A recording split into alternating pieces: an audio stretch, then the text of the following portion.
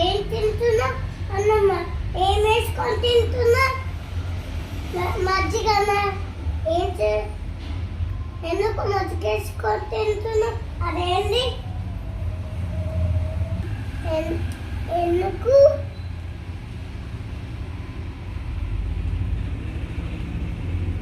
ఏం చేస్తున్నా మాట్లాడుతున్నా ఎందుకు మాట్లాడుతున్నా